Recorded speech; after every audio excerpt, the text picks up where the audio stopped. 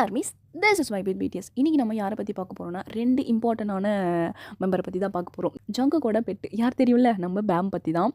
அதே மாதிரி கிம் டேயோங் வியோட பெட்டு. இங்கே ஓட் பண்ணிக்கலாம். உங்களுக்கு பேமை ரொம்ப பிடிக்குமா இல்லை யோன்டான் ரொம்ப பிடிக்குமான்னு சொல்லிட்டு இந்த 2 பேரில் யாருக்கு அதிகமாக கமெண்ட் வருதுன்னு பார்க்கலாம். எனக்கு பர்சனலாக சொன்னோன்னா எனக்கு ஃபர்ஸ்ட் எனக்கு யோன்டான் தான் பிடிக்கும். டேனி தான் ரொம்பவே பிடிக்கும். அதுக்கப்புறம் தான் பேமும் பிடிக்கும். என்னன்னு தெரியல, கோச்சிக்கினாலும் கோச்சிக்கோங்க. எனக்கு ஃபர்ஸ்ட் வந்து யோன்டான் தான் பிடிக்கும். ஹாப்பியாக ஸ்டார்ட் பண்ணலாம் அப்படின்னு சொல்லிட்டு நான் இந்த வீடியோ பேசணும் அப்படின்னு சொல்லிட்டு நான் நேற்றே சூஸ் பண்ணி வச்சுட்டேன். ஈவினிங் பேசிடலாம் அப்படின்னு சொல்லிட்டு சர்ச் பண்ணும்போது தான் ஞாபகம் வருது, ஆமாம் இல்லை அப்படின்னு சொல்லிட்டு. யோன்டான் வந்து இப்போ நம்ம கூட இல்லை, அதாவது வீ கூட இல்லை. லாஸ்ட் இயர் தான் அது டெத் ஆகிடுச்சு. டிசம்பர் 2 எப்போன்னு தெரியுதா? நாளைக்கு தான் டிசம்பர் 2.